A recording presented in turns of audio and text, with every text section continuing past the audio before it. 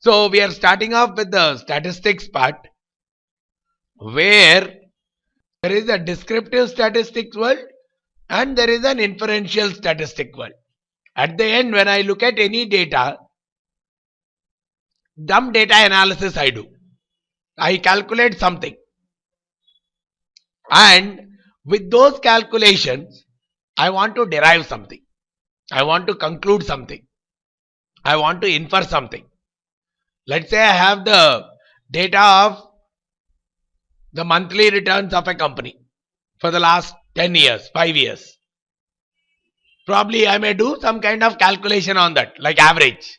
I'll compute the average. Why? Probably to make some conclusion about the future, that because in the past it has given on an average 1% return. In the future, probably the average return may be anywhere between 0.75% to 1.25%. Something like that. So I do some calculation on the data, and based on that, I do some kind of inference or conclusion. That is what the two worlds of statistics typically focus on.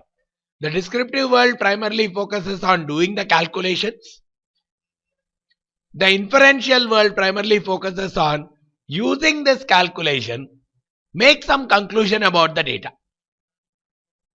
Right? And majority of the times, the world of statistics works on the concept of sample. We never take the full data because it may not be available. Let's say I want to find out what is the average height of an Indian male. I cannot go and find out the heights of each and every person and then add up or do it something. So I'll always rely on a sample of data.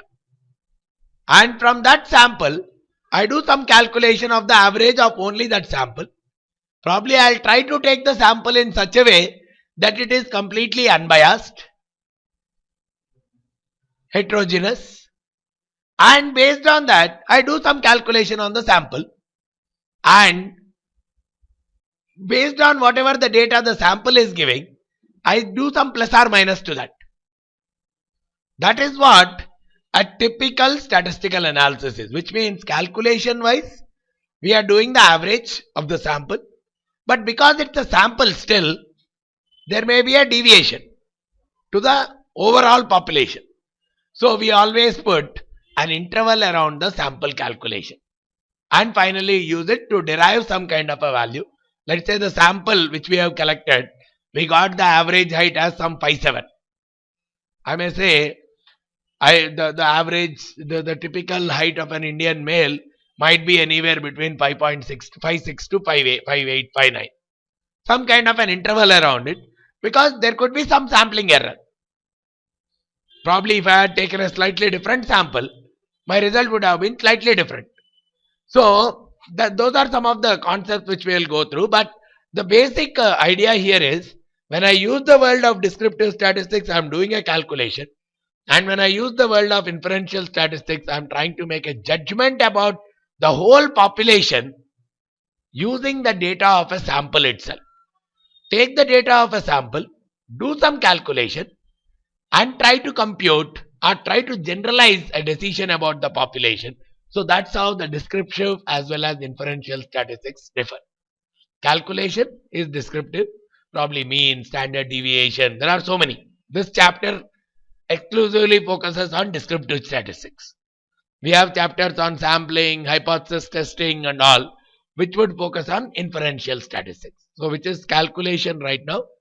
Then the later chapters we'll use for making inference. So a couple of terms which we have to be very comfortable with here: population versus sample. When I take the entire data, I call it as population. When I take a subset of that data, I call it as a sample.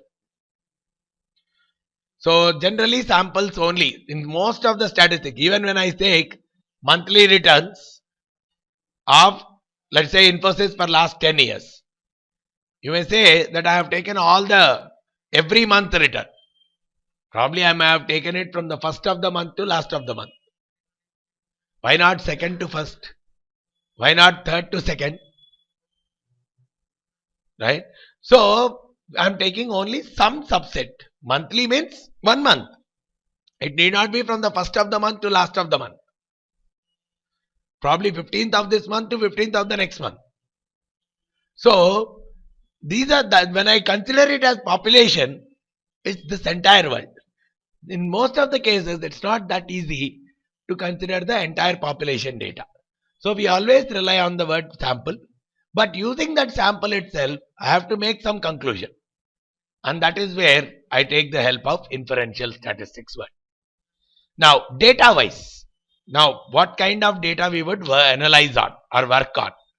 We typically categorize into different forms. Every analysis which we do, as per statistics, any statistical analysis we would like to do, the data has to be quantified. Even if it is a textual data, I have to convert it into a number. That is what is the quantification of the data. So even if it is male or female, put some number to it. 1, 0, 1, 2, whatever you want. Whatever you want to analyze. If you just keep it as male, female, no statistical analysis will work on it. Convert it into 1, 2 or probably a survey questionnaire. Good, bad, okay. Convert it into some numbers. Then you can do a statistical analysis on it. Right? So, that kind of data, we have different name. If it is a normal number based data, height, it's a number. Where any number, any value is possible.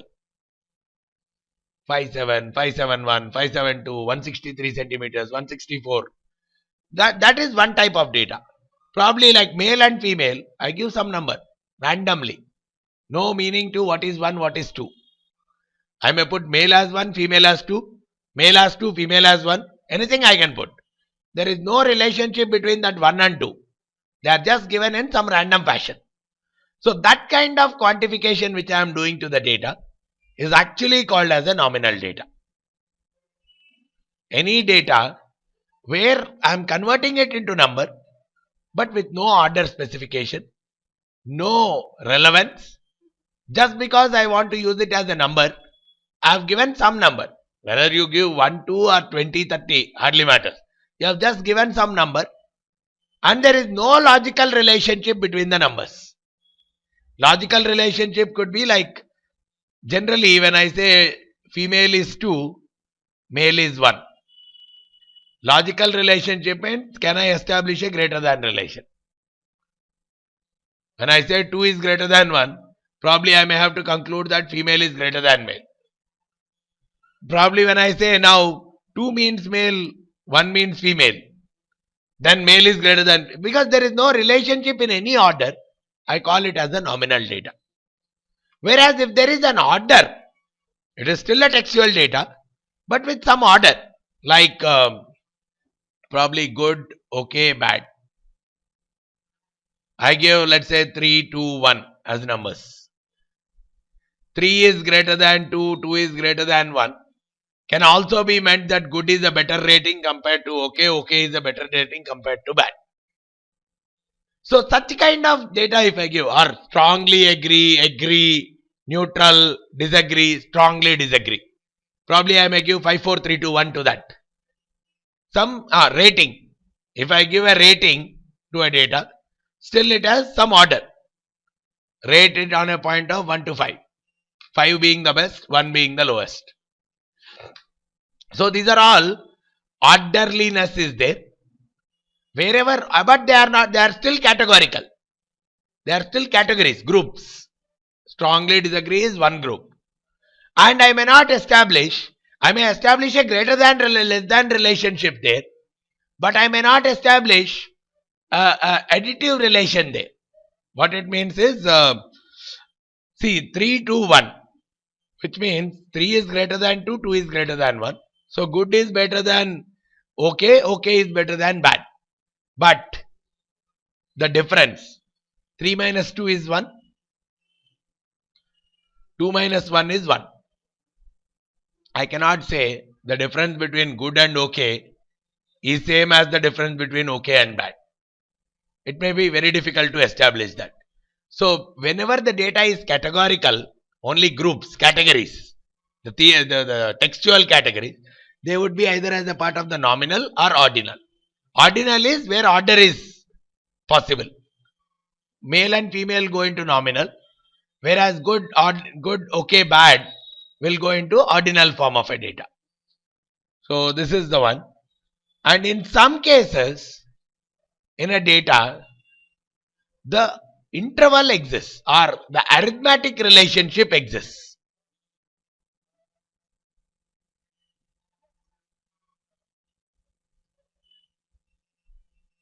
Like, let's take the example of centigrade and Fahrenheit temperatures. Again, just to remind you of the formula, Fahrenheit is 9 by 5 times the centigrade plus 32. This is the formula for converting a centigrade temperature into a Fahrenheit. Now, if I say 10 degrees centigrade, it boils down to 50 degrees Fahrenheit. 9 by 5 into 10 plus 32. Then similarly, a 20 degrees centigrade boils down to 68 and a 30 degrees centigrade boils down to 86. Now, what are we observing here? The difference between the two is same as difference between the two here. The same logic is getting applied here also. The difference between the two is same as difference between the two. But I could very well say this is double this, but here it is not double. Right? The other one is triple of this, but here it is not triple. So sometimes I may not establish a ratio or multiplication or division relation. Only arithmetic relation can be established. That comes especially in your equation. You have something like this.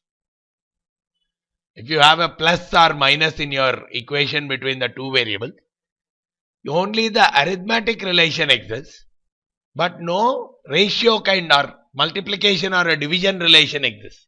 Like 2 times, it is not 2 times. Or probably if I say 0 degrees C, 0 degrees C, it is actually 32 degrees F. 0 means it's not actually 0 in all. But in some cases, let's say your height. When I say you are 0 centimeters, it is 0 meters, it is 0 millimeters, it is 0 everything. Or probably in your height, let's say 10, 20, 30. 20 is double that of 10. You convert it into any unit, it will still be the same. 20 kgs, 40 kgs. You convert them into pounds also. Whatever is the pounds, 20 pound, something worth 20 pounds is always half of something worth 40 pounds. 40 kgs. Right? So the relationship as a ratio definitely exists. So that kind of things are typically called as ratio scale. Whereas only if the arithmetic relationship exists, I treat it as an interval scale. So only when my data is in a ratio scale, which means it's a normal data, heights, weights, right, or returns, where even if I say double in any unit, it is absolute double. It does not change with the unit which I am using or something. It's an absolute double. So that is the ratio scale data on which we can do all kinds of calculations. But if my data is nominal or ordinal or interval, I have to be slightly careful in the kind of analysis which I am doing. Probably if I want to take an average, just giving an example. If I consider male is 1 and female is 2, because all the numbers are 1 and 2, I may be interested in finding the average of that. It may come out to say 1.2 or 1.3. Averages of some 1s and some 2s. What do you want to infer from that? There is literally no inference, right? Either it is 1 or 2. 1 means male, 2 means female. What do I talk about 1.3? So, for some of the cases, I may not even do any kind of averaging or any of that stuff. Only when my data is in a ratio scale, I can do all these kind of things. Especially the mean, average, standard deviations, whatever I would like to do. I will do only when the data is in the ratio scale form, not in the any other three forms, because for those three forms there is a different mode of evaluation. Probably just countings will work, nothing more than that. So not all the kind of statistical calculation are heavily possible for the first three. Only for the ratio scale, all kinds, whatever you think of a descriptive statistic, you can try to apply on the ratio scale data. So to a large extent, our focus will be on the ratio scale data, because on that itself you can do lots and lots of calculations, right? So in this case, the ratios are meaningful more with the ratio scale data itself, the multiplication or division. When I say ratio, it is either in the form of multiplication or division. Some of the terms we need to be comfortable with. Parameter versus sample statistic. Any calculation I do, average, standard deviation, anything, any calculation I do on a population, on the entire population, I call it as a parameter. But the same calculation, if I do on a sample, I call it as sample statistic, as a terminology. On a population it is parameter, on a sample it is sample statistic. So in the question also, probably if he says the parameter is this one, then you can say it is associated with the population.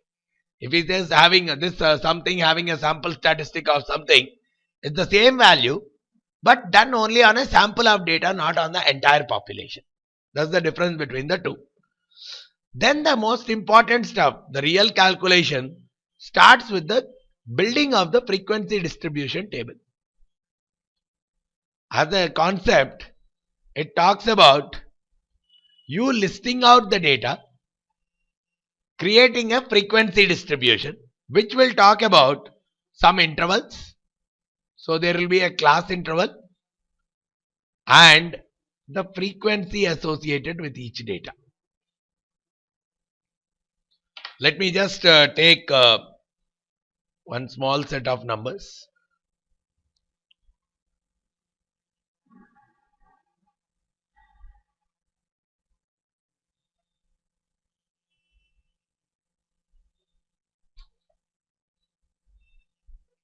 Let's say this is a very small data I am taken, which is the monthly stock price of one company starting from the Jan 2005 till probably the recent July 2012.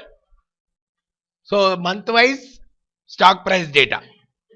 Now let's say on the top of this, I'll try to compute the monthly return. Monthly return is whatever is the percentage change in the stock price during the month. So I'll take it as the change in the price, because for us right now this is not the focus, right? I'll simply take or probably ignore the returns. Let's say on this data I want to make a frequency distribution. I want to group the data into some appropriate class intervals. So how many data are there? I have 92 data points. So 92 data elements are there. Now I want to group them into appropriate classes. Probably 500 to 525. How many months the price was? 525 to 550. 550 to 575. Something like that. How many groups are there? And in each group, what is the price? That is what, when I make a table like that, that table is what is called as the frequency distribution table for me. So if I really have to make it, I'll just try to find out what is the minimum value in this, right? Of course, that's only from my Excel building perspective I am taking. You can ignore that part. Okay, the minimum 2800. Oh, the minimum value is 527 and the maximum value in the list is 2800. So somewhere in 2007 the price has gone up like anything. Okay, so based on this data, I would like to create some kind of intervals. I would like to create some kind of an interval. Probably I'll say 500, 750. I'll take 250 gap. Right? 500, 750, 1000. And probably I'll go up to 3000. So here it's like 500 to 750 is one interval, 750 to 1000. Here we'll always take it as greater than or equal to 500, less than 750. The way it is taken, greater than or equal to 500, less than 750. Here it will look at greater than or equal to 750, because where that 750 will go, the borders, where will they go? It will go typically in the first part, in the lower limit, that would be included. Greater than or equal to 500, less than 750. Greater than or equal to 800, 750, less than 1000. That is how the interval gets designed. Now let's say in this, I'll just calculate the values because the output is very much important for us.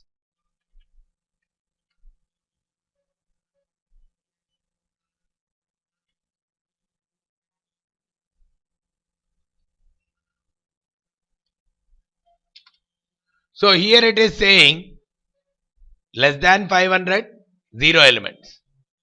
500 to 750, there are 16 elements. Similarly, 750 to 1000, there are 23. So you are just reading through each and every observation and putting it into the appropriate group. So this group is more like, let's say, less than 500, which you don't bother about. So this group will be 500 to 750. This group will be like 750 to 1000. 1000 to 1250. The groups are more like that. Here, this is more like greater than or equal to 500 and less than 750. It goes more like this. Greater than or equal to 500 and less than 750. So the same logic. Greater than or equal to 750, less than 1000. It goes more like that. So these are the numbers that are there in the list. So this kind of a table which I am making. So if this is 3 means greater than or equal to 2750 and less than 3000. There are 3 such values. Greater than or equal to this is if I go with this, see, this is 1250 to 1500. 1500 to 1750, 1750 to 2000, 2000 to 250, 2250 to 2500, 2500 to 2750, 2750 to 3000. There are 3 dates, 3 months where the price has actually crossed that limit. So that is one way I look at the behavior of the data, right? So this is one calculation I typically do whenever I see any data. The similar kind of thing probably I can do on the returns also, right? Just like the way I have done on prices, I can do it on return. Return is nothing but this price, whatever is the percentage change in that period. So this price minus the previous price divided by the previous price. So this is what is the return during the month. In this month I got 4.39% return. So let's assume that, see, in the exam you don't need to compute the return, but he may give you the return directly. He will directly give you these return and he may say prepare, if I prepare a frequency distribution, what would be the frequency of the third group? With probably 1% as the gap, what would be the frequency of the third group? So such kind of question can typically come up. So on this itself, let's say I just convert it into percentage.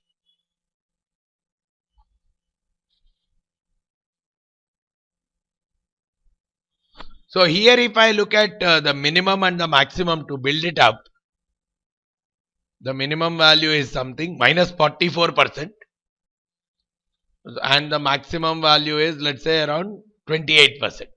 So here also I will build some kind of a table saying minus 45%, probably minus 40%, right? So with a with a 5% gap, I will build the interval up to, let's say, up to 30%, because the maximum is this much.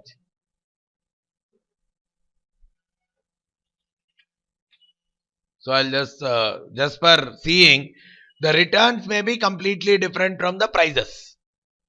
The distribution for the returns may be completely different from the prices. Here we are seeing returns wise, the maximum numbers are somewhere here. Probably there are 15 days or 15 months where the return was between minus 10% to minus 5%. Monthly return was between minus 5 to 0% in 15 months, 0 to 5% in 19 months, 5 to 10% in 13 months. Probably the majority of the concentration is only in this range. Some kind of conclusions I can draw the moment I try to plot, I try to do a frequency distribution, because individually if I see these numbers, I may or may not draw any kind of a conclusion. But as a first step, if I create a frequency distribution, that kind of a conclusion is very much possible. More concentration. Okay, majority of the times Infosys, Reliance stock price was lying only up to 1250. Only very few months it has crossed 1250. Majority is there. Returns wise, majority of the time the monthly return is around this percentage. Only few times where it was more or few times where it was lesser. So some kind of conclusion I can very well draw as a first step.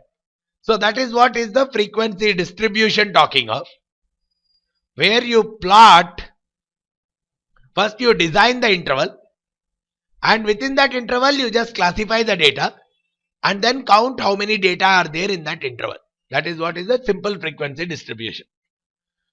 So define the interval, tally the observations and count the observations. That is what we typically call as the frequency distribution preparation. Now in that there are two terms. One is a relative frequency and cumulative relative. When I use the word relative, it's the frequency of this interval divided by the total frequency of the data. That is relative. What percentage of data is in that interval? That is what is the relative frequency. So here all I do is, if I just add up all these, let's say it is around 90 data elements are there. So if I say this number divided by 90, every number I will divide by 90, which will give me the percentage, right? Instead of absolute number, I get them in the form of percentage. Probably in this case it will tell me 21% of the months. In 21% of the months, the return is lying between 0 to 5%. Or in 16% of the month, the return was lying in minus 5 to 0% or minus 10 to 5%. So probably when I convert it into percentage, the true picture is much better. Or probably I can say when I add up these four, I can very well say almost in 70% of the months, 68.89, almost in 70% of the months, the return is lying between minus 10% to 10%. Such kind of conclusion can very well be drawn once I have the relative frequency, right? And on the top of this, I actually calculate cumulative relative frequency. Cumulative is right from the beginning. I add up. So which will tell me how many months are there or what proportion of the months are less than or equal to this much of a return. Right. So here for the first month I will take it as it is, relative frequency. But from the second month onwards or second period onwards, second interval onwards, I will add up to the first interval value, to the previous interval value. I add up the current relative frequency. This interval's relative frequency. So it goes as a chain, it goes as an iteration, and finally the last one will end up with 100. So it is like, okay, 1.11 plus 0. Still it is 1.11. Again 1.11 plus 0. Still 1.11. 1.11 plus another 1.11. 2.22. Plus 0. 2.22. Another 2.22 in this period. 4.44. Plus 7.78. 12.22. It goes like that. Now what is my interpretation here? If I look at this number, 81.11, then I can say 81.11% of the months, the return is less than 10%. In 81% of the months, the return is less than 10%. Probably if I say this, only in 2% of the months, the return was less than minus 25%. There is a loss of more than 25% in one single month, only in 2% of the months. So this is where these are some of the numbers which risk managers are very interested with. What is there is a concept of value at risk. What is the proportion out of my historical observation where the loss is beyond a certain limit? So I will say there is only 1.1% chance that my loss can go beyond 30% in a month. Right?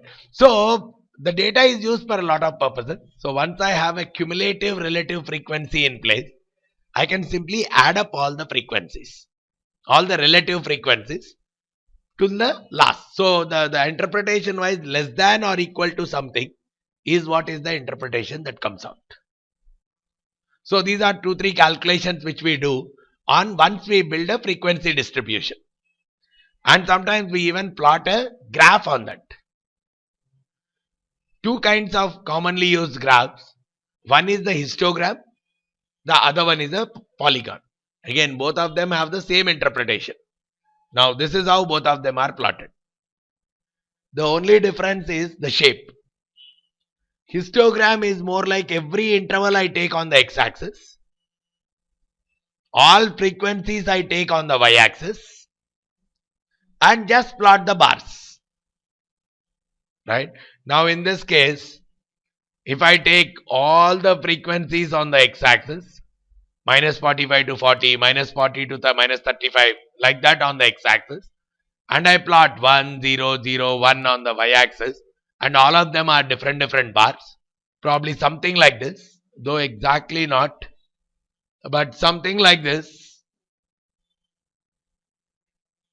If I plot something like this, where all the bars are next to each other, and here you will have the range, minus 45 to minus 30 as shown in the figure here.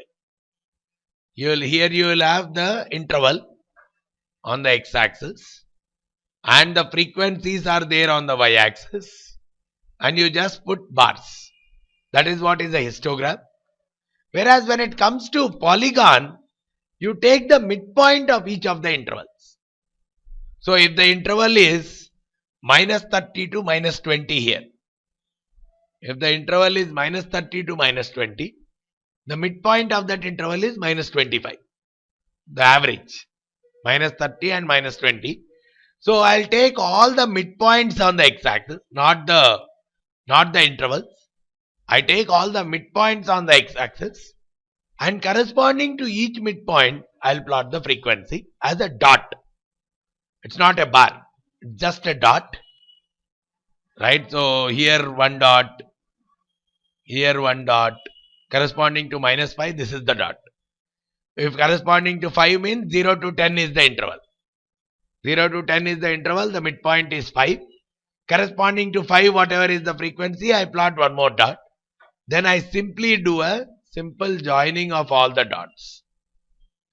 That is what is my frequency polygon. At the end, both of them are conveying the same stuff. In which range the frequency is higher. and where the frequency is lesser. Probably with a naked eye, I can simply make out where the values are higher and where the values are lesser. That is the prime intention of going behind any kind of this graph. So probably even on this, if I take on this same data itself, if I go with a polygon, more or less it may look something like this. So all points joined, but the x-axis will contain the midpoints of that intervals. But the graph will be more or less like this, where it will show, okay, the peak, maximum frequency is around this region. Probably between this to this is the area of maximum frequency.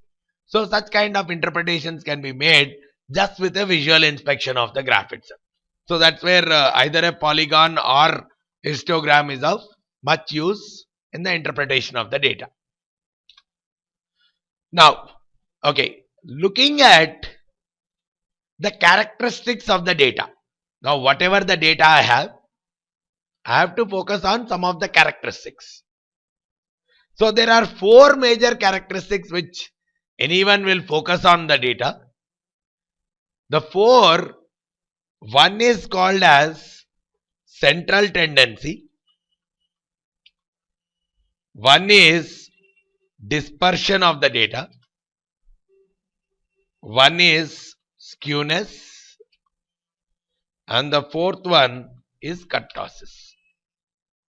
What do these 4 talk about is, what is the centerness of the data? That is central tendency. In a data, what is the central value? Probably I may call it average, or I may use any other stuff. What is that central value? That is the first characteristic. Measures of central tendency. What is the centered somewhere? If I have so much of data, what is the centered value of the data? That is what I take as a measures of central tendency. There may be different sites or different calculations regarding that. So those are called as my measures of central tendency. Now, okay, I know the centeredness of the data. Now, how much deviation from the center? What is the spread of my data? I know this is the middle, but not all values are here only. We have different wide range of values. The center part is this one, but I have wide range of values. So what is that range? Is it widely fluctuating, or is it not fluctuating too much? Right? Let's say the center is 2%.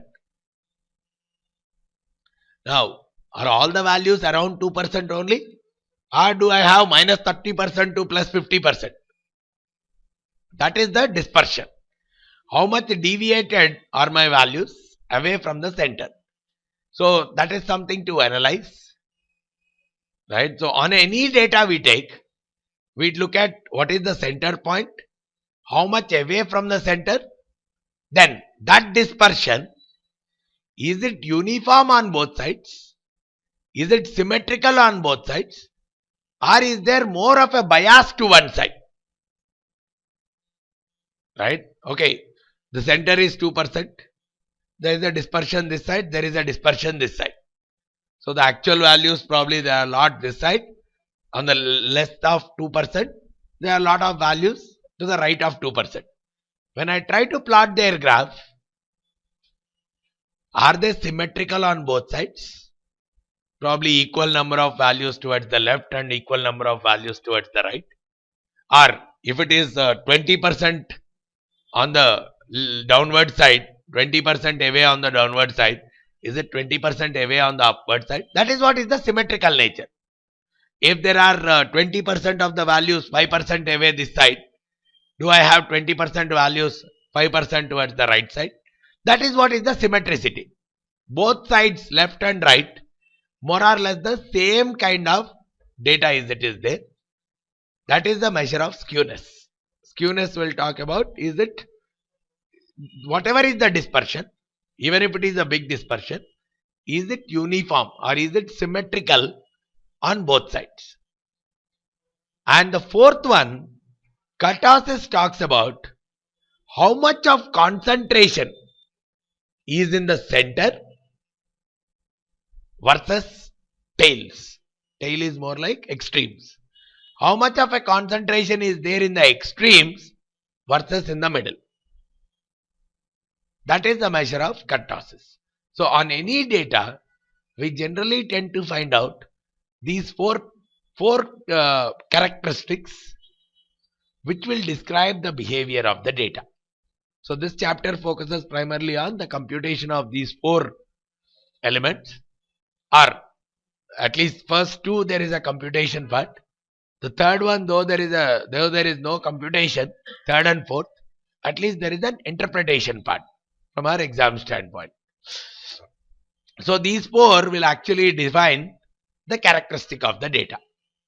Now, let me try to take up some of these.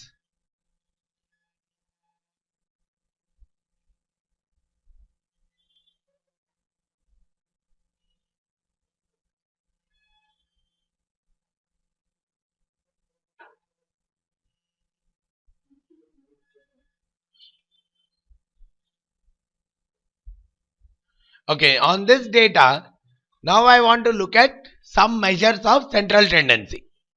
The most common things that are used as a part of our curriculum: mean, median, mode. There is a weighted mean, sometimes we call it as weighted average. There is a geometric mean. There is a harmonic mean. Different kinds of, these are the most common calculations which they have said as a part of our measures of central tendency. Now, as we all know, the mean is simply an average. Mean is arithmetic mean, a simple average. The sum of all the numbers divided by the total of all the numbers. So I'll say the sum of all these numbers divided by the total. I'm counting all the numbers. The total of all the numbers. This is what is my mean. If I have a simple data 1, 2, 3, 4, 5, I add up those 5 numbers, divide by 5, which will give me the simple average. So in this case, the average is coming out to around 1.03%. The centeredness. The centeredness is around 1.03% only, which means every month, I mean the average of monthly returns is just around 1.04%. Whereas in reality you are seeing there are some months with minus 44%, some months with 28%. There is a wide fluctuation, but the average is around just 1.04%. So the centeredness is the prime feature first. Again, this centeredness 1.04% can very well be biased, especially the mean can very well be biased with the outliers. That one data minus 44% would have pulled the mean either this side or this side. So with a very high value or with a very low value, there is a good chance that your mean will get biased. So that's where, especially when you have too much of outliers in your data, mean is not a preferred model for central tendency. Because even if one data changes, and that too that one data is in the extremes, your mean directly changes. And as a concept, central tendency means centerness of the data. Probably it should reflect the center value. It should reflect the central value. But if it gets deviated to one side, then it's no more central, right? Let's say, as a simple example, let's take the numbers 1, 2, 3, 4, 5. The average is 3. Probably looks like a center. But you say 1, 2, 3, 4, 35. The average is becoming 9. 35 plus 10. 45 by 5. Average is becoming 9. When you see for that 9, so many values on the left hand side of 9, only one value on the right hand side of 9. Such kind of distributions are actually called skewed. If I have the mean, instead of uniformity on both sides, I have a wide deviation. Very large number of values towards the left, small number of values towards extreme right, or the other way. So they are called left skewed. More values towards the left, right? Or sometimes what I may see is the other way. More values towards the right. If I have 1, 2, 3, 4 and minus 45, the average would be a negative number. There are so many values to the right of it, only one value to the left of it. So all these kind of data where the mean is actually getting pulled because of an outlier, it's not better to use mean as a measure of central tendency there, right? But for all regularly present kind of a data, mean is still a better measure for central tendency. Then the other thing which people look at is the median. Median is simply when I arrange the data in the ascending or in the descending order, it will simply talk about the exact middle value. So irrespective of the outliers, even if one outlier is given this side, median will not be affected. Even if one big value comes this side, instead of 5, it becomes 45 also. I just need the central value. I am not adding anything, I am not dividing with anything. I'll just pull out the middle value. So median is very rarely impacted by the outliers. So that's where when your data has heavy number of outliers, median is more preferred compared to the mean. So in this data itself, yeah, probably because there are 92 elements and all, you should arrange the data in the ascending order and you should pull out the value. I'm just using a direct formula for our interpretation purposes. So probably as a calculation, you have to arrange the data in the ascending order, pull out exactly the middle. And if there are two middle values, you just take the average of the two middle values. Especially when your data has, let's say, 10 elements, even number of elements, right? So there will be two middle values, 5th and 6th numbers, both are middle. So then the median will be the average of those two. But if there is only one middle value, you can directly take the middle value. So here in this case, the median is 1.32%. Both are measures of central tendency only. Both are talking of centerness of the data only. But one is showing 1.04, the other one is showing 1.32. Probably there is a difference, though may not be that significant, but it may be significant also, right? Probably if I try to convert it into annual, right? This is a monthly return. Monthly average return is 1%. Now when I try to convert this into annual by multiplying this by 12, I'll say, okay, when I invest my money in Infosys, on an average, I'll get 12.46% return every year. On an average. Right? Sometimes I may get more, sometimes I may get less. But on an average, I'll get around 12.46% return by investing in Infosys or in Reliance. Now I'll take, if I had taken this as the measure, my decision is changing drastically. You'll get around 15.87, close to 16% return, which is almost 4% difference. 3.5% difference is there. Your decision may change altogether. Probably no invest to invest could be the outcome. So that's where we have to be very careful in the choice of these, especially when we have so many outliers in the data. The preference will always go to the median rather than the mean. Then there is one more thing which is called as mode, which is a very simpler way where they say the number that repeats maximum number of times. That is what is the mode. The simple logic again behind that is, we always see the center value, the average, something which is, see, when I look at most of the population, majority of them will be towards the center value. If I see even the probably the IQ levels of the people or heights of people, weights of people, we see majority having a somewhere in the middle value. Very few will be at very low, very few will be at very high. So that is the concept on which mode is built. Whatever repeats maximum number of times should be somewhere in the middle itself. So that is the way in which the mode got built. And there is a possibility that your data may not have a mode also. Because if there is no data that is repeating, then it becomes a no model. But just to create this impact, let's say I just copy paste same number just to show you that mode. Immediately that mode come up. I'll convert it into percentage.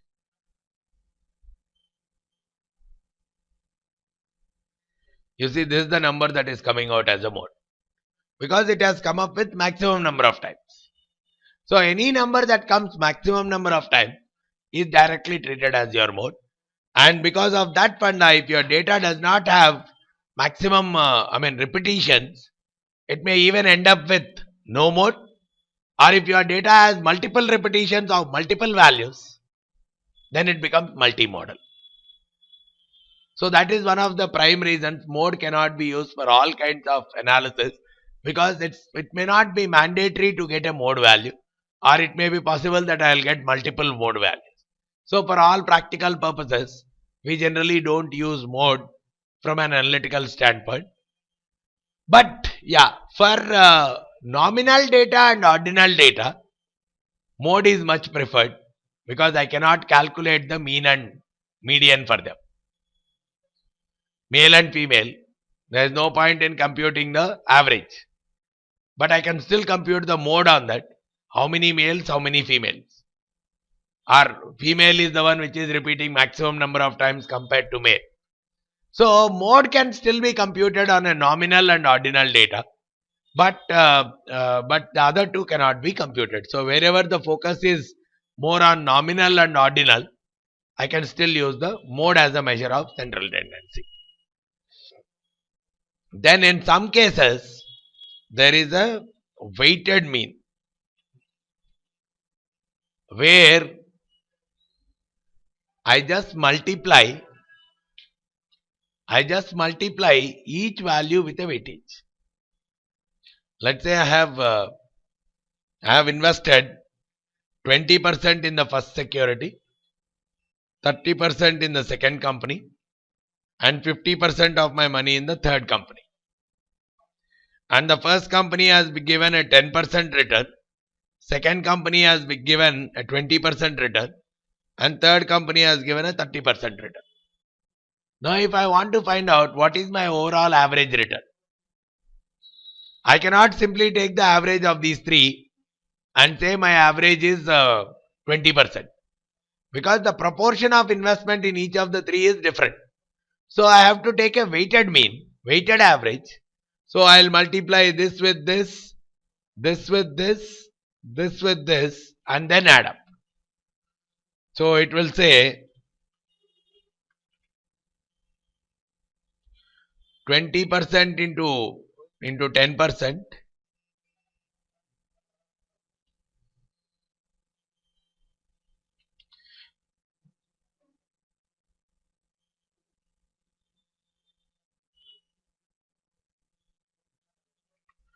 So it is saying 23% is the average return, weighted average. But if I take a plain average, it comes out to 20. Average of these three. Because the weightage in each of them is different. So I will say 20 into 10, 2%. 30% of 20%, 6%. 2 plus 6, 8. Plus 50% of 30%, 15%. 2 plus 8 plus 15, 23%. So that is where I compute the weighted mean. These are all measures of central tendency. Depending on the data in which I am operating in, I will use an appropriate measure. Now, the next thing is geometric mean. This is the most commonly used stuff from a financial evaluation standpoint, especially where you have to find out something called CAGR, compounded annual growth rate, or a better example in this case again, let's say I got 10% return in the first year, 20% return in the second year, 30% return in the third year. What is my average return during this? What is my average annual return? What should be the average annual return? 20%. If you go with a plain average, you are getting it as 20%. Sorry. If I take the, see, in first year alone I got 10%. In second year alone I got 20%. Third year I got 30%. I want to find out what is my average annual return. Right? So if you say a simple average of these three, then you have taken a mean. Mean of these three return, where you are saying it is 20%. Right? Okay, let's see. If I had put 100 rupees to start with, after 1 year, it has become, if it has given 10% return, it would have become something like this, 110. Correct? So second year I have put 110. It would have become 132. And third year, 132, it would have become 171.6 by 30% return. Now what I will do is, if I get 20% every year, what is the number it is becoming? The same 100. If I assume that it is 20% return, how much will it become? So first year it is 20%, 120. Second year 130. Second year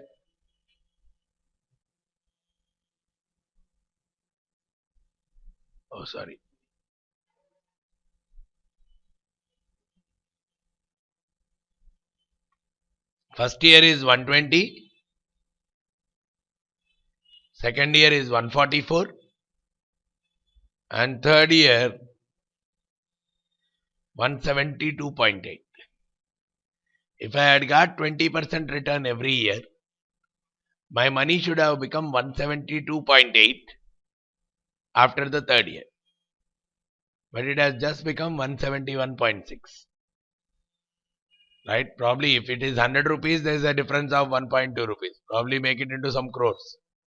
It may be a huge difference. Right? So which means you did not get 20% return. You got something less than 20% return itself. Right? If you had got 20% return every year, your money should have become 172.8. But it has just become 171.6. So you did not get that much, you have got something less than that. Because there is a compounding that is happening every year. Right? You are not investing the same 100 every year. So the next year you have invested 110. The next year you have invested 132. So wherever there is a compounding or a growth kind of thing that is occurring, I cannot use a simple average to find out my average return. That is where the geometric mean comes into picture. So as a geometric mean, what we typically do is, we will take the factors. 10% growth means it has increased by 1.1 times. 1 plus 10%, 1.1. 20% growth means there is a 1.2 times the original value. And 30% means 1.3 times the original value.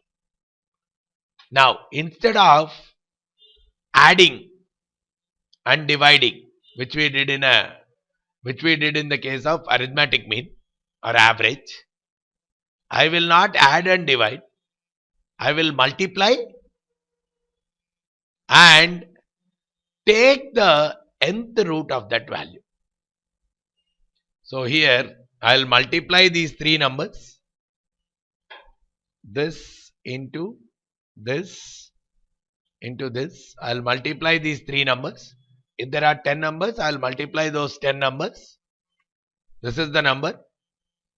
And I will take the nth root of it. Because there are three numbers, I'll take the cube root of it. So this I will do it to the power 1 by 3.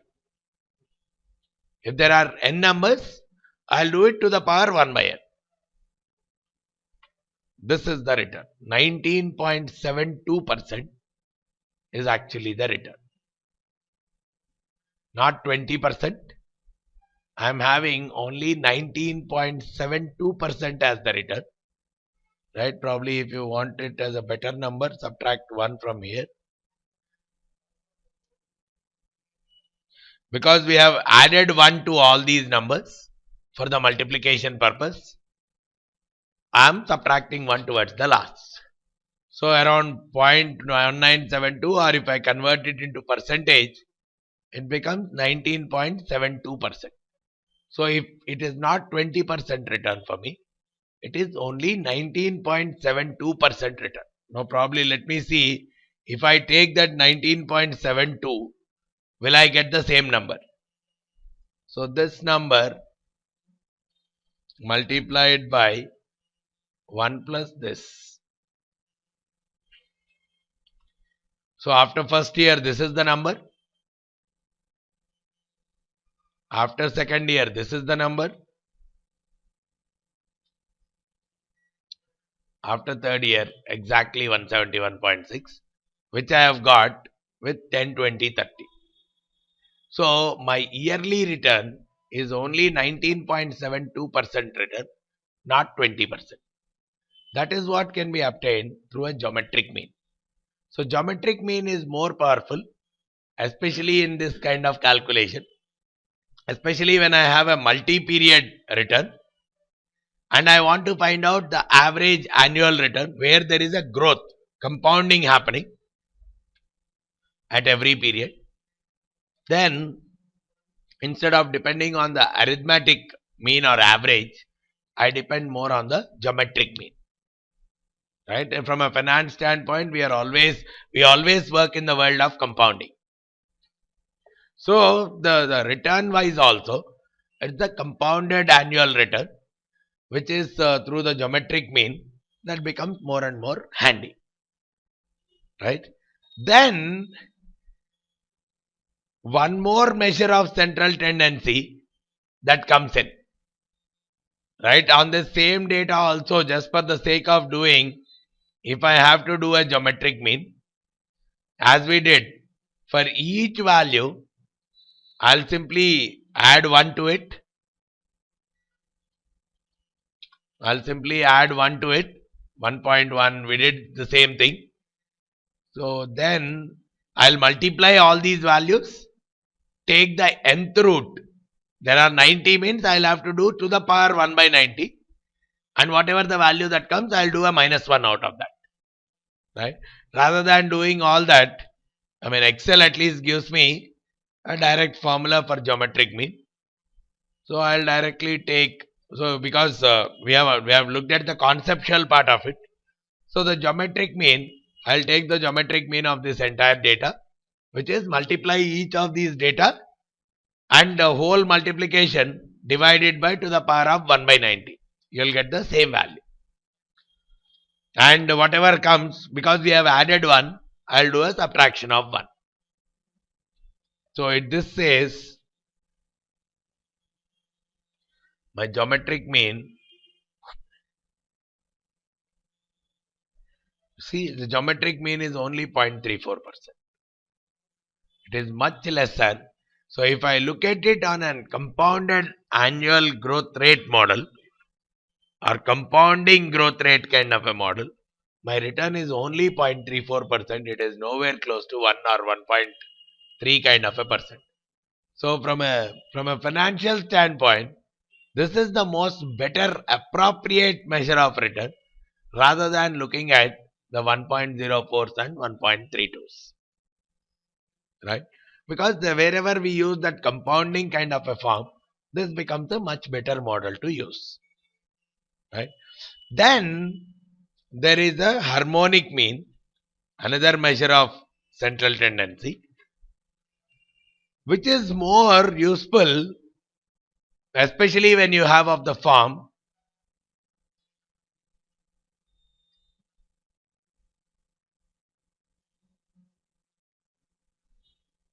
P into Q equal to R form, right? So probably let's say this is like price per share into number of shares. Let's assume price per share into number of shares is equal to total money spent on shares, right? So let's assume P is price per share. So if we have some equation in this form, right, some relation in this form, price per share, Q is the number of shares, and R is the total amount spent on shares. Now, whenever I have this R as constant, whenever I have this R is constant, which means every month I spend same amount on shares. Let's say 500 or 5,000. Every month I spend 5,000 on shares, right? Let's say this month the share price is 100. So I might have bought 50 shares. So let's say, so this means 100. This is 100. This is 50. This has become 5,000. Let's say the next month the share price has become 125. I would have bought 40 shares only with that same 5,000 because my R is constant. Now I want to find out what is the average price per share. What is the average price per share? So when I have a relation of P into Q equal to constant, right? P into Q equal to R when R is constant. If I want to find out the average of one of the either P or Q, I cannot take a simple average. So I cannot take that the price here is 100 and the price here is 125. So the average price per share is 112.5. I cannot take the average like that because again the weightages are different. Number of shares which I have purchased are different. This is where I depend on the harmonic mean. The harmonic mean actually goes with this kind of a mechanism. Reciprocal of the mean of the reciprocals of the data. I take the 1 by x of all the data. I'll show it one by one here.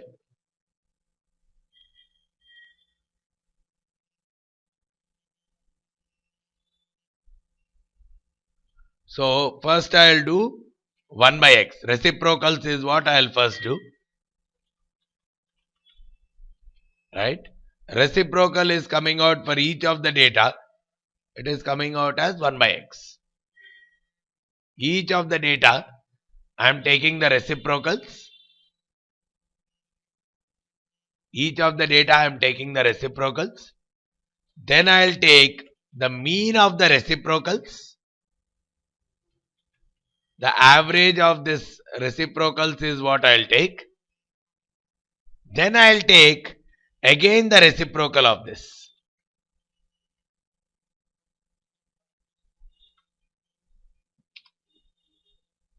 The reciprocal of the mean of the reciprocals of the data is what is my harmonic mean.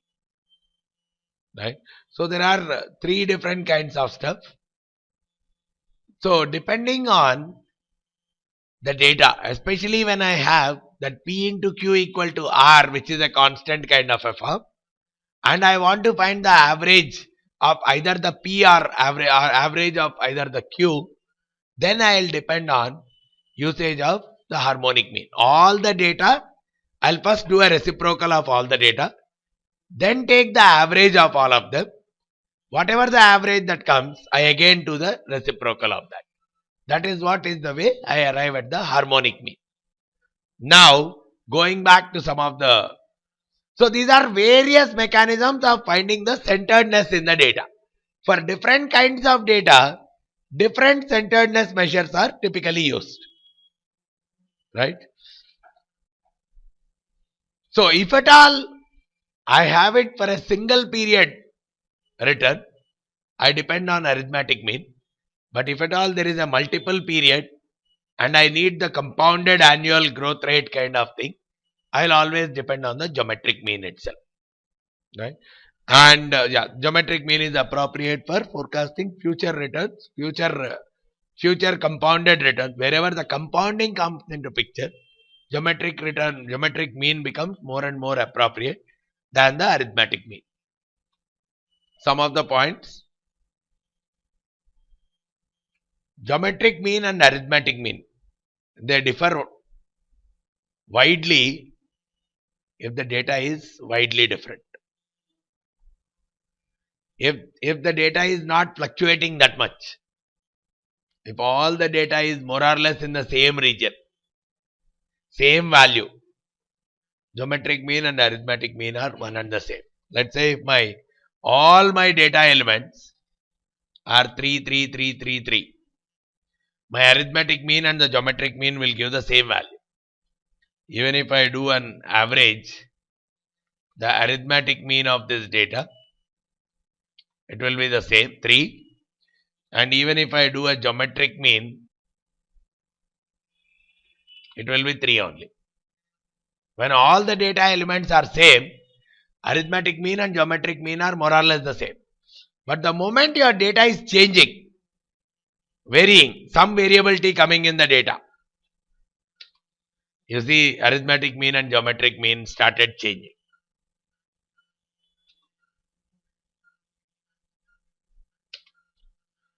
The wider the variability, the more the variability in the data, you are seeing that the geometric mean and arithmetic mean are going way apart. So that is one observation that we have to be very clear of. And even they have a good relationship also. There are two good equations relating to the relationship here. Arithmetic mean is always greater than or equal to geometric mean, which is in turn greater than or equal to harmonic mean. Always. So sometimes in the exam also, he may just give which of the following is compute the arithmetic mean and the geometric mean of the data. Probably you may think of sitting and doing the computation. But the answers that would be given will be in such a way that in two of them, arithmetic mean will be given lesser than the geometric mean. And in only one of them, it would be given arithmetic mean is greater than the geometric mean. So instead of calculating that entire stuff, if you know this relation, you can directly mark the answer. So sometimes questions could be logical also. And that too, the better way to identify is he'll give a large data set in that case. Some 10, 12 elements he'll give.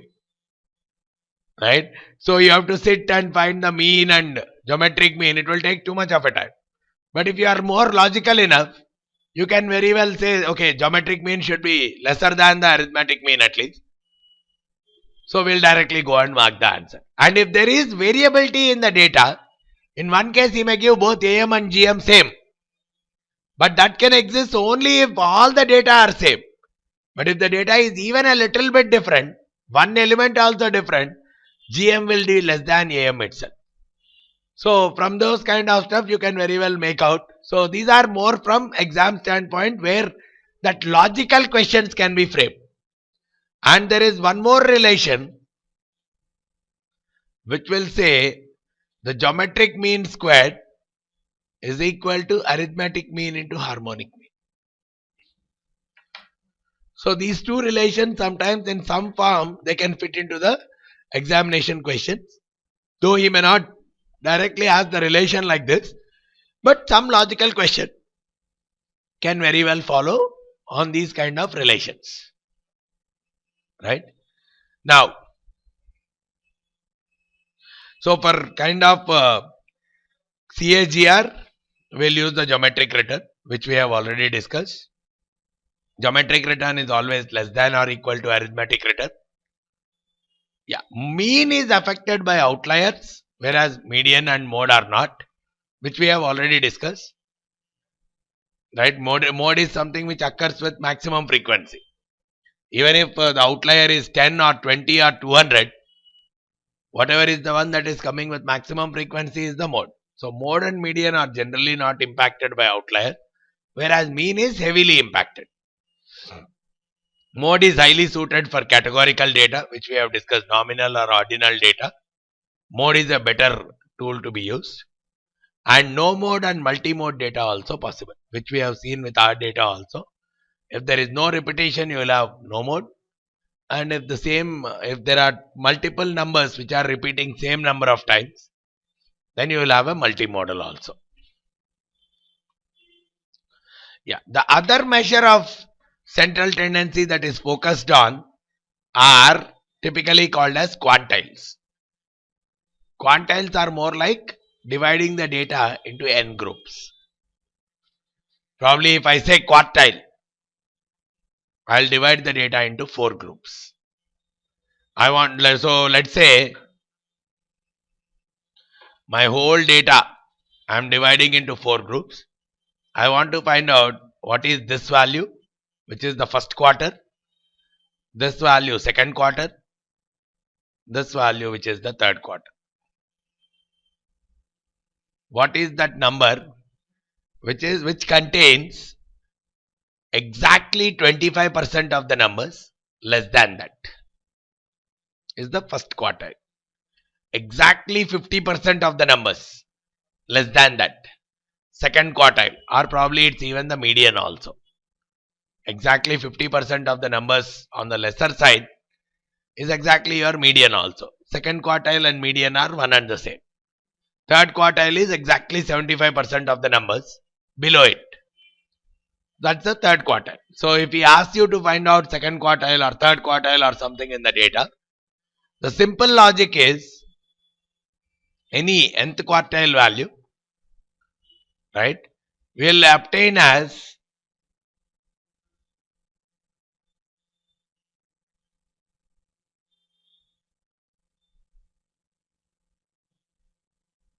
so if I want the third quartile value, I'll say I'll have to find out 3 into n plus 1 by 4th value.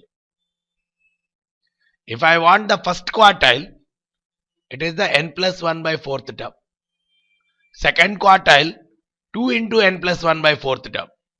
Third quartile, 3 into n plus 1 by 4th term. That's how. Now let's say on this data, which is already arranged in the ascending order, I want to find out, let's say, the third quartile value. Right?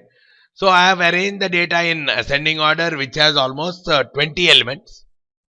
So when I say third quartile, I have to find out 3 into n plus 1 is 21, n is 20 elements, n plus 1 is 21 by 4th element. 3 into 21 by 4th element is what is my third quartile. So 63 by 4, which is 15.75 element. So it's an element that lies between the 15th element and the 16th element. Okay. 15th element is this one. Right. Arranging in the ascending order. 15th element is this one. 16th element is this one.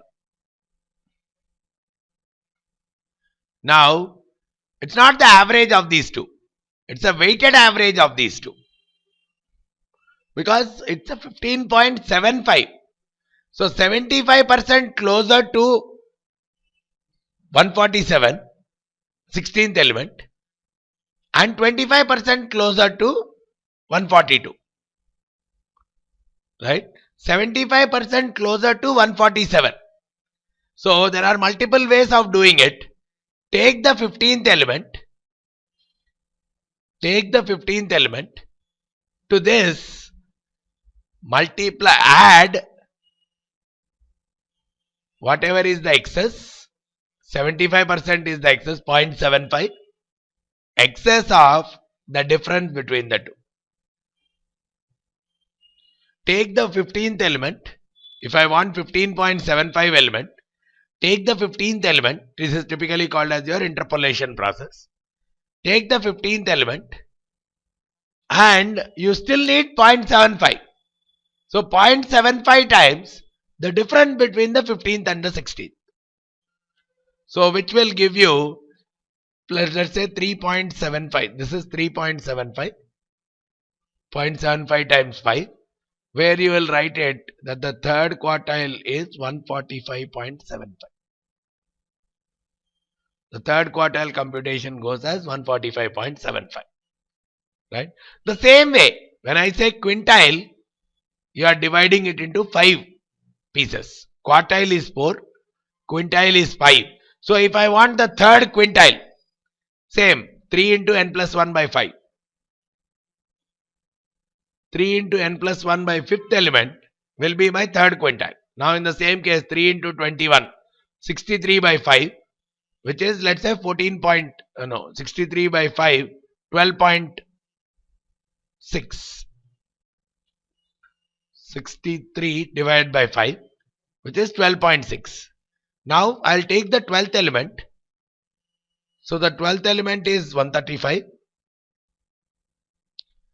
plus 0.6 times the difference between the 12th and the 13th element, which is 3. 0.6 times 3 is 1.8. This 1.8 I'll add up to this 135. So I'll say 136.8 is my third quintile element. Get it? So these are not central, but centered to that group. So sometimes decile is 10 groups. Percentile is 100 groups. So if I want something as a 20th percentile, what is the value? That is the 20th percentile. I'll do the same. 20 into n plus 1 by 100. Because percentile breaks the data into 100 groups. So denominator will be the number of groups in which it is broken. N plus 1 will still remain the same. The numerator is multiplied with that number. 20th percentile means 20 into. 54th percentile is 54 into. Yeah. Yeah, it's either way. So just try finding out the 7th decile in this data.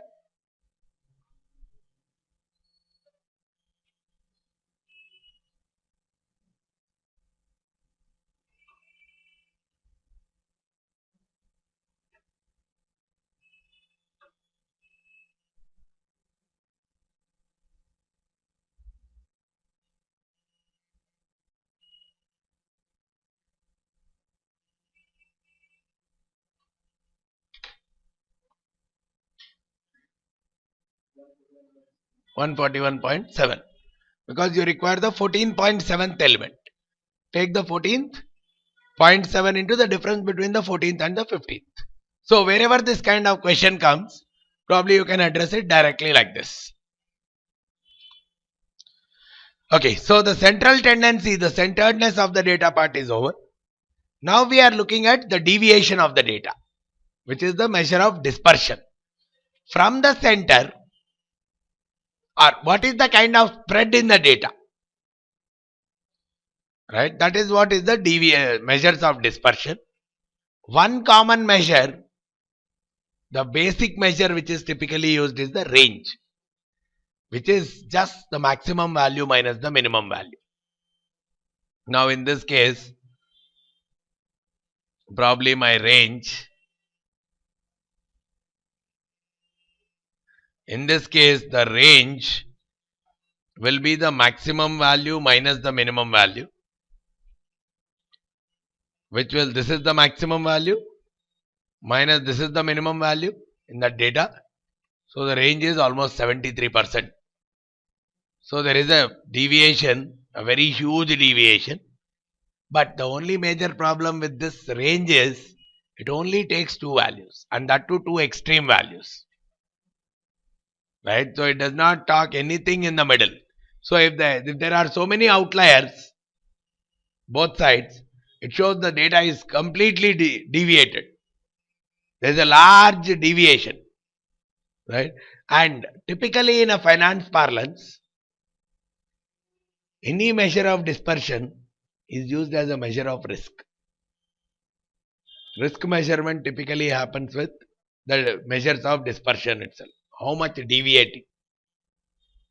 So if it just takes two outlier values and does not consider any other number, probably all the numbers are 1% return. One is minus 25% and one is 25%. It says there is a huge deviation in the data. Probably those are the 2 months where the numbers were odd. But otherwise there is almost no deviation. But it does not consider that kind of a pattern in the data because it takes only two values. In most of the cases, again from a finance standpoint, range is not used as a good measure of dispersion because of this reason. Only two values considered and not all values are considered. So that's where people have brought in two other good measures of dispersion. One is called as the mean absolute deviation. The other one is standard deviation. What we are talking of in these two is mean absolute deviation. So we are looking at what is the deviation from the mean of each element. Right? Simplified, I'll take a small example, then we'll put it on the data. Let's say I take 1, 2, 3, 4, 5. This is my data. What is the mean of this? Mean is average, which is 3. 1 plus 2, 3 plus 3, 6 plus 4, 10 plus 5, 15 divided by 5, mean is 3. Now, when I have to do the mean absolute deviation, the first step is I subtract each number from the mean, or I subtract mean from each number, either way. But I will not consider the minus sign. 1 minus 3, minus 2, but I will consider it as plus 2. That is absolute. When I use the word absolute, only the positive value I will take. I will not take the negative value. So 1 minus 3 is 2, 2 minus 3 is 1, 3 minus 3 is 0, 4 minus 3 is 1, 5 minus 3 is 2. Every observation I subtract from the mean. Right? Or I subtract the mean from them. Either way, it doesn't make any difference. I subtract from the mean every observation. I take the average of these numbers. 1.2. 6 divided by 5, 1.2. This is what is actually called as the mean absolute deviation. What it means is, on an average, every element is around 1.2 units away from the center. Some of them may be more, some of them may be less. But on an average, the deviation is around 1.2 units from the mean. So the higher the deviation, higher the fluctuation, the lesser it is, the better it is. Consistency is more. If the lesser is the deviation, the consistency is more. The higher is the deviation, the fluctuation is more and the consistency is lesser. That is what is given by your mean absolute deviation. It's a good measure, but what people have observed is all the deviations are given equal weightage. I mean, I'm just taking the average of these 5 numbers. But in general, the higher the deviation is, it should be blown up as a bigger error. See, if it is a small deviation, we generally tend to ignore. But something very big, we tend to give more attention to it. So, whereas in the mean absolute deviation mode, I simply am taking the deviations and doing an average of those deviations. So, all of them are typically given equal weightage itself. Even if it is a large error, Deviation is like an error, you think. Even if it is a large error or a small error, all of them are given uniform weightage itself. So that means, actually speaking, I have to magnify larger errors and I have to give less weightage to the smaller errors. That is where the deviation, the meaning of deviation may be more meaningful. So that's where people thought, compared to though mean absolute deviation is a good measure, because the errors need different weightages, they came up with a mechanism of standard deviation, where they are doing the same. You find out the mean, subtract each number from the mean, but instead of simply doing the absolute value, you take the square of it. So what is happening here? 1 minus 3 is 2. 2 square is becoming 4. This is becoming 1. 2 minus 3 is 1. 1 squared is 1. Again it is 0, 1 and 4. Now, the larger the deviation is, the weightage is going much higher. Earlier it was 21012. Now it is becoming 41014. The weightage is increasing a lot. Right? Now they are saying, take the average of this. Take the average of this. The average of this is actually called as variance. 10 divided by 5. The average of this is actually called as variance. And because you have squared it, bring it back to normal by taking the square root.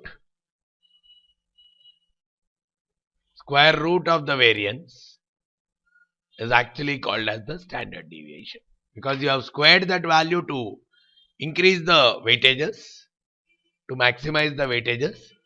So bring it back to the normal by doing the square root after you compute everything. Bring it back to the normal by taking the square root, and that is what we call as the standard deviation. Now the standard deviation is saying it is square root of 2 in this case, which is 1.414. So on an average, each item, each data is around 1.4 units away from the center, not 1.2 units, because the larger errors are magnified a little bit more, and that is what the standard deviation is saying. The higher is the very large deviation, it has to be treated separately, it has to be treated slightly more than the one which is having more number of small errors. Few large errors should be treated with more blow up, more risky, compared to large elements with small deviation. Whereas mean absolute deviation will give equal weightage to all of them. For example, I'll try to give another example.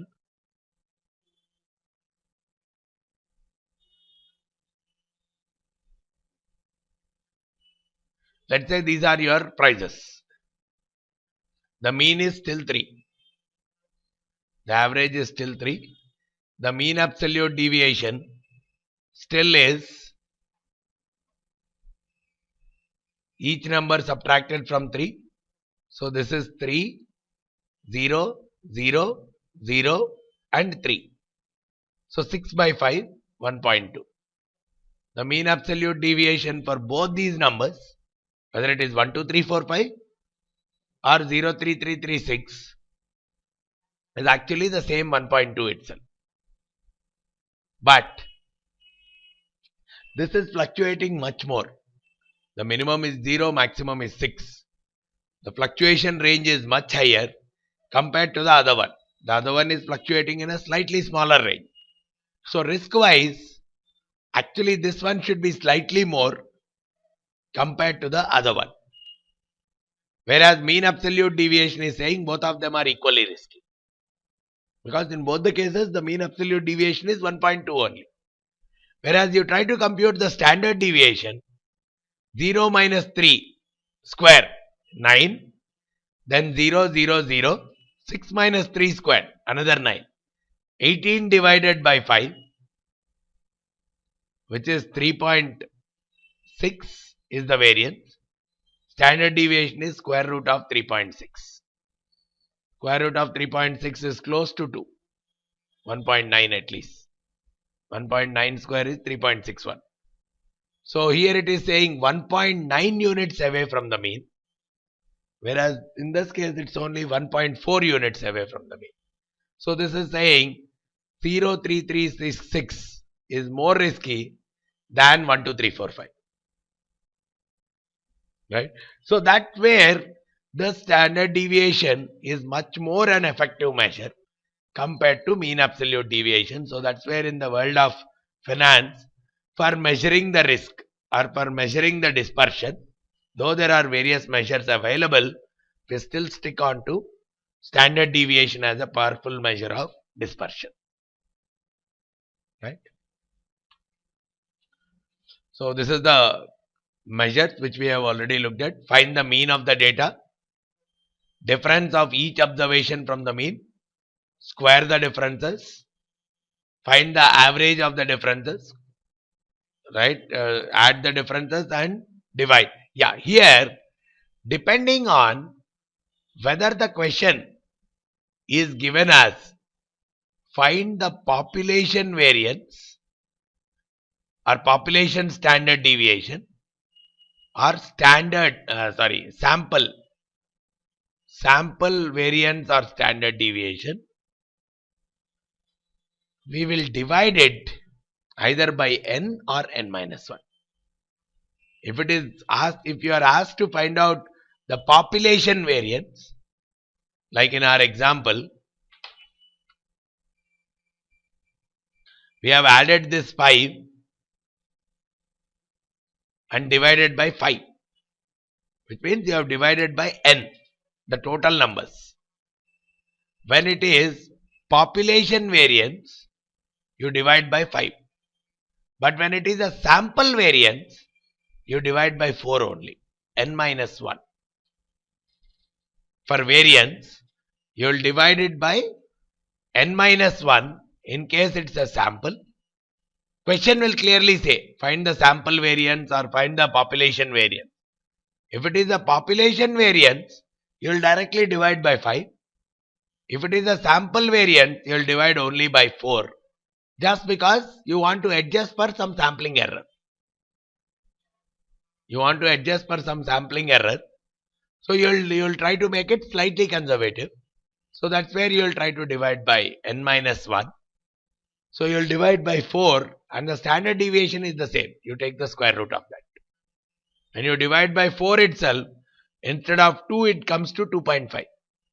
So standard deviation you will take it as square root of 2.5, which may be slightly higher than square root of 2.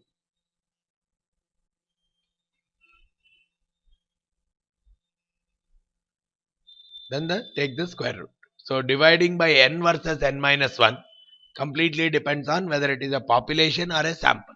In case of population you divide by n, sample you divide by n minus 1.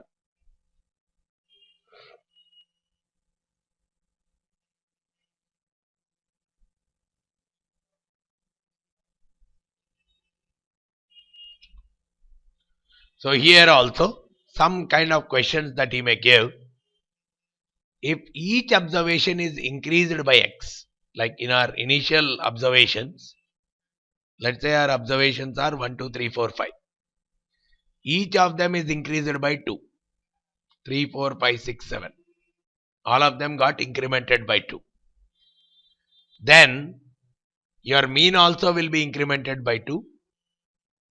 Straightforward, you don't need to compute. He may ask you, find the mean if all the values are increased by 2. Mean also will directly get increased by 2.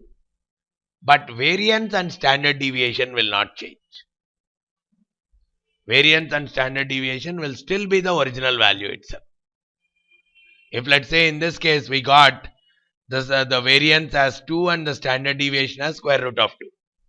Even if the data is increased by 2, addition, each data is added or subtracted by the same number. Your mean will be added or subtracted by that same number, but your variance or standard deviation will not change at all. They will still be the original variance and standard deviation itself. But if each of the numbers is multiplied, let's say 1, 2, 3, 4, 5, I double each number, 2, 4, 6, 8, 10. Each observation is multiplied or divided by a constant number. Mean will again get multiplied or divided by the same. Standard deviation also will get multiplied or divided by the same number. But variance will be squared. Variance will become the square of that. So basically it is like if each number is multiplied by 2 times, the standard deviation will still become 2 into square root of 2. The square of this will be your variance. So variance will actually become 4 into the original variance. So it will actually change 2 square times. When each value is doubled, the variance will become 2 square times of the original value. If it is tripled, it becomes 3 square times of the original value. 9 times the original value. Right? Which you can get once you find it out. Standard deviation is exactly responsive. The square of that is the variance. So variance will become square of the original value. Square times of the original value. Right? Yeah. Now the other part we are getting in this chapter is Chebyshev's inequality, which simply says any data, if I want to find out k standard deviations from the mean, which is 1.5 standard deviation, 2 standard deviations from the mean, is if at all I want any data, find out k standard deviations from the mean. It says definitely you will have at least 1 minus 1 by k square observations. Like if I want to say how much of my data lies between plus or minus 2 standard deviations from the mean. So let's say if the mean is 10%, standard deviation is 2%. Plus or minus 2 standard deviations from the mean is 6% to 14%. 2 standard deviations lesser to the mean. 1 standard deviation is 2%. 2 standard deviations is 4%. 4% less than the mean to 4% more than the mean. Between 6% and 14%, I will have a minimum of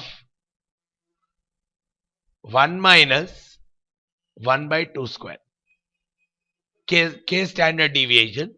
So 1 minus 1 by k squared, 1 minus 1 by 2 squared, which is 1 minus 1 by 4 or 3/4 of my data, or 75% of the data. 3/4 is 75%. So 75% of my data, minimum, it may be 80, it may be 85, it may be 90, but minimum of 75% of the data will lie between plus or minus 2 standard deviations from the mean. Right? Just on the data, if you want to see that, I will try to find out the mean of this. I will try to find out the mean of the data. Mean of this, it is around 1.04%. I will try to find out the standard deviation of the data, which is around 11.48%. Now if I want to say plus or minus 2 standard deviations, right? So the 2 times the standard deviation is 2 times this number, first of all. So minus 2 standard deviations minus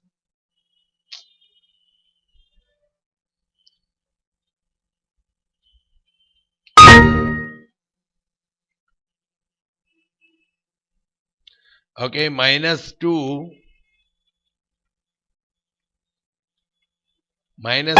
standard deviations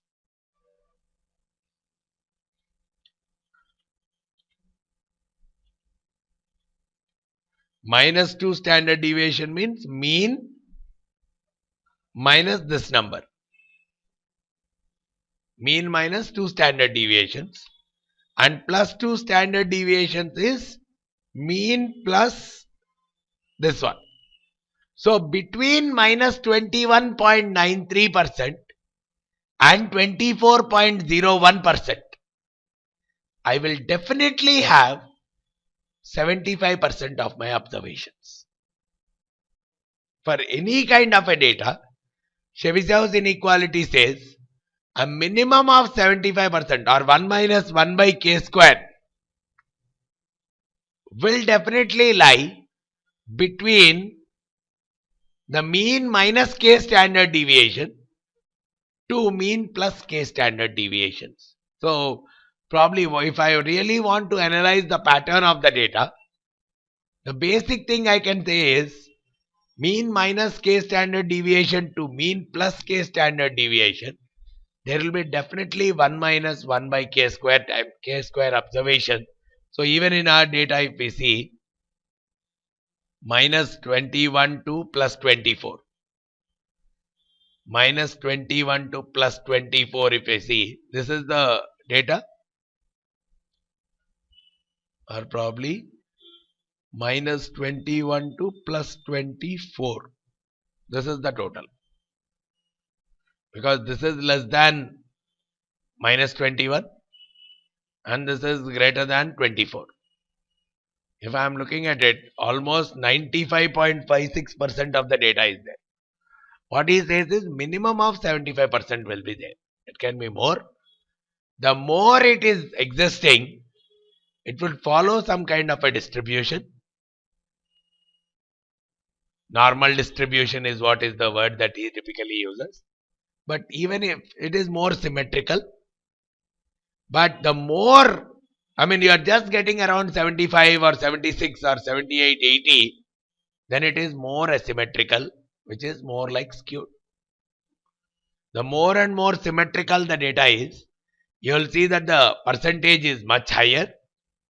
The more asymmetrical the data is, the percentage will be less. But still, 1 minus 1 by k squared percentage is minimum. So sometimes in the question he may ask, so in this data, which of the following statements is true? 60% of the observations are within 2 standard, plus or minus 2 standard deviations from the mean. It can never be possible. Any data it is, you will minimum have 75% of the observation between 2 standard deviations. There is no way 60% of the observations are possible as per the Chebyshev's inequality. Any kind of data you take, there is no way you can have less than 1 minus 1 by k square observations lying between plus or minus k standard deviations from the mean. Now the other concept that is covered in this is coefficient of variance, which is nothing but standard deviation divided by mean into 100. Just we are normalizing we are trying to build a relationship between the standard deviation and the mean in some ratio form, in some percentage form. That is what is the coefficient of variance, right? So it always talks about, instead of directly talking about standard deviation as an isolated number, always express it as a percentage of mean so that you can compare two numbers. So see, in some case the average may be lesser, the standard deviation also may be lesser. Whereas in some other case, the average may be more, standard deviation also may be more. Standard deviation is more does not necessarily mean the risk is more. Because the average is more, the standard deviation also may be more. So look at it in terms of percentage. So that's where it says divide the standard deviation by the average and then try the comparison. So that is what is called as the coefficient of variance. Of course, the higher the value is, the fluctuation is much higher compared to the mean. The risk is much higher. Right? Instead of just looking at a standard deviation as an isolated number, look at it as a percentage of the mean. The higher the value, the higher is the risk. On the same lines, in the portfolio management theory, this concept is also used, which is on the same lines, which is called as a Sharpe ratio, which simply says the return. So it uses a formula as, of course in portfolio we'll again cover it, the return which you are generating over some risk-free rate of return divided by the standard deviation of the return. So this is an average return divided by the standard deviation. Because we are using average and standard deviation in the context, he has just used the word in this chapter. Because the coefficient of variance, you do it as standard deviation by average. Here you do the reverse. The average return by the standard deviation of the return. That is what is the Sharpe ratio. So the higher is the Sharpe ratio, the better it is, because it has to be the reversal of the coefficient of variance. These two are typically talking of you divide one of these, standard deviation and mean, you express them in a ratio form. Either standard deviation by the mean or mean by standard deviation. You express them in a ratio form to interpret them better. Rather than looking at them as two separate entities, you express them in a ratio form, one divided by the other, so that you can do a better interpretation of their riskiness in relation to the return. Right? So this is one more concept in this chapter. Then we are getting into the third property. Measure of central tendency is one, dispersion is the other. Then we are looking at skewness. Skewness is more talking about the symmetricity of the data. Right? If I say, probably let me put the diagram like this. When I plot the graph, if I get the graph more uniformly distributed on both sides, this is the mean, this is the middle. Compared to the middle, we are seeing a lot of symmetricity on both sides. In this case, we say there is no skewness. Or calculation wise, skewness equal to 0. But if I see large number of observations toward this side, you see the middle is here, but there are large values toward this side.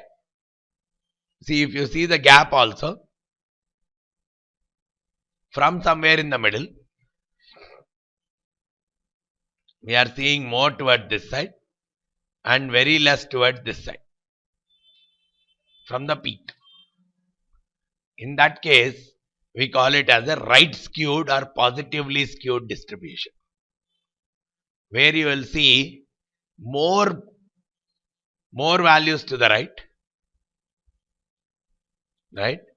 and less values to the left with high frequency. So basically it's like this. If the average is 8, if average of some number is 8, you will even have 30 as a value towards the right. Very large values are possible to the right, but towards the left we'll have 4, 4, 4, 5, 5, 7, 7, something like this, where more frequent but less deviation, less away but more frequent, whereas very much away, less frequent. That case you are calling it as a right skewed kind of a distribution. or a positive skew, which means it is dragged. There is a very large or very few values on the right, which will drag the mean away from the center. That's where even in the graph it is showing the mean is away from the peak. Mean is here, whereas the mode maximum frequency one is here. Mean is dragged more towards the right. Mean is dragged more towards the right because there are few extreme values on the right, which are dragging the mean towards the right. So in a right skewed distribution, you will always see that the mean is greater than the median and median is greater than the mode. Whereas in a left skewed distribution or in a regular symmetrical distribution, you will see all three of them are more or less same. If they are symmetrical, whether you use the mean or median or mode, all of them will have the same value. But if they are different, you can make out whether it's a left skew or a right skew. If the mean is getting pulled towards right, which means mean is much higher compared to the mode, we say it's a right skewed distribution or a positively skewed distribution. If there are some extreme values to the left, smaller extreme values, the mean is getting pulled more towards the left. More mean pulled towards the left, which means the mean, if the middle or peak is here, peak is the mode, peak is here, the mean is getting dragged towards the left side from the peak. That is what is the left skewed distribution. So you have very high, very low extreme values, very negative extreme values in a left skew, very high positive extreme values compared to the mean in a right skew. So just let's look at some of the stuff here. The degree to which the distribution is not symmetric is the skewness. If the skewness is 0, I'll say it is symmetric, because we work generally on sample. Even if the skewness is in the range of plus or minus 0.5, I'll still consider it as symmetric. Now on this data itself, let me try to find out the skewness. Of course, we don't have the calculation specific to the skewness. But if I just take the skewness of this data, it is giving me minus 0.57. 57%. If I convert it into decimal, almost minus 0.58. Generally minus 0.5 to plus 0.5, I treat it as more or less symmetrical. Right? Graph wise also, if I plotted this graph, as we have seen here, it's looking more or less symmetrical, not that bad. More or less symmetrical, equal towards this side from the peak. Some values are there towards the extreme. So it's slightly left skewed. If you are seeing, it's slightly left skewed because there are some extreme values towards the left, which are pulling the mean towards the left. Right? So that is why the skewness also came out as a negative value, minus 0.58, which means negatively skewed. If the skewness is positive, I'll say it is positively skewed. But around 0, I'll say it is more or less symmetrical. Though it's not fully skewed, because we'll give up to a range of plus or minus 0.5 to say it is more or less symmetrical. But very low on the very much negative, we'll say it is left skewed or negatively skewed. Very much positive, we say it is right skewed or positively skewed. Again, in each of these things, if it is right skewed, so these are the things with respect to skewness you have to remember. If it is right skewed, mean is greater than the median, greater than the mode. Left skewed, mean is less than the median, less than the mode. Right? Graphs, if you just remember, you can very well correlate them. So right skew distribution has positive skewness, a left skew distribution has negative skewness, as the way which we have seen now. And if I am working on a sample, anything skewness greater than 0.5 or less than minus 0.5, absolute value greater than 0.5, we say there is skewness. But if it is between minus 0.5 to plus 0.5, we still say there is a symmetrical nature itself, because exactly 0 is never possible. So somewhere close to 0. So that's where we allow up to plus or minus 0.5 to say it is symmetrical itself. And mean is greater than the median, greater than the mode for positive skew. That graph, that diagram, if you remember, you can answer almost all the questions. Okay, so skew is not equal to 0 means it is not symmetrical. Positive skew is characterized by many small observations around the mean on the left side and very large values on the right side. Positive skew. Negative skew also very large values on the left side. Right? I mean, very few but very extreme values on the left, but very many, but with small deviations on the right side. Right? More frequent but small deviations in a left skew. In a right skew, more frequent, small deviations on the left, but extreme values on the right. Right? And negative skew, as it said, negative skewness has large number of outliers on the left. Positive skewness has large number of outliers on the right. So that's one of the ways to typically make out when my distribution is positively skewed or negatively skewed. So at this diagram this should solve large number of questions with respect to skewness. Then one more thing is of kurtosis, which talks about the concentration in the center versus the tail. Middle versus extreme. Right? The graphs typically look like this. If it is normal, the concentration should be like this. Whereas, in case of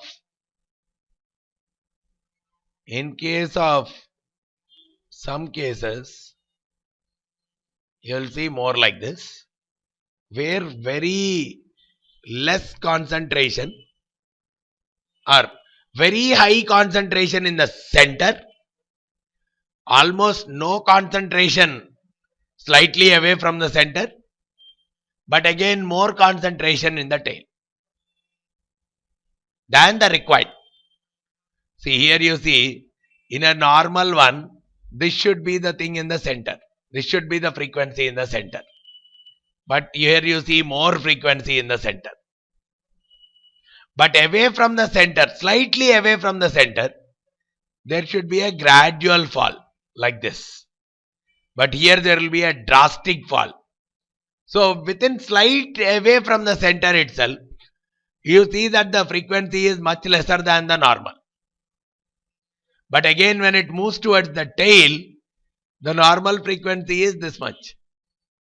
But here the frequency will be higher.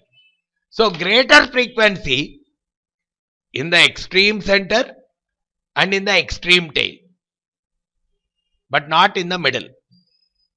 Such kind of distributions are called as leptokurtic distributions. There is some kurtosis existing. If it is more normal, when I say it is more normal, some number in the middle and a gradually falling number towards the tails. The frequency should be decently high in the middle and a gradually falling frequency towards the tail. That is where the kurtosis is normal. Right? But if the frequency is very high in the middle than normal, middle and tail very high than the normal, and somewhere in between lesser than the normal, we call that distribution as a leptokurtic distribution. Similarly, the frequency is very less in the center, very less in the tail, but more in between. We call it as platykurtic distribution. Right? So these two are definitely having a kurtosis. When it is normal only, then we say it does not have a kurtosis. Or as a measure, if the kurtosis is 3, kurtosis is equal to 3, then we say it is normal. Greater than 3, we say it is leptokurtic. Less than 3, we say it is platykurtic. Platykurtic typically looks like, if this is your normal, platykurtic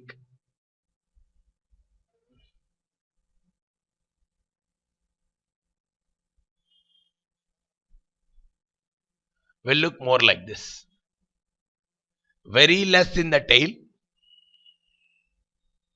very less in the center, but somewhere away from the center and in between the center and the tail, more concentration than the required number. It is more like a plateau, flat kind of a graph. So they are typically called as platykurtic distributions. So understanding the peakedness of the distribution also, of the data also, is very important. Is it normally flowing down gradually, or is the concentration more in the center and the tails, or away from the center and the tails? That is what another characteristic of the data, which is measured through kurtosis. Kurtosis equal to 3 is more normal, otherwise called as mesokurtic. Normal is more called as mesokurtic. More than 3 is leptokurtic. Less than 3 is platykurtic. So probably you can even remember by the letters. LMP. L is lepto, greater than 3. Meso in the alphabetical order. Meso equal to 3. Platy less than 3. Now, based on this, people even have introduced why kurtosis of 3, 3, 3. So they have introduced the concept of excess kurtosis. Excess kurtosis is they just simply subtracted 3 from the kurtosis value to make meso means 0, because if I subtract 3 from it, it comes out to 0. So positive means lepto, because any value greater than 3, I subtract 3 from it, it will be positive. So excess positive kurtosis, positive excess kurtosis, we are calling it as leptokurtic, and negative excess kurtosis, we are calling it as platykurtic. Even that is also another way to interpret your kurtosis. So either the question may talk about kurtosis or excess kurtosis. You have to be very clear on that part. Kurtosis means greater than 3, 3 and less than 3. Excess kurtosis is positive, 0 and negative.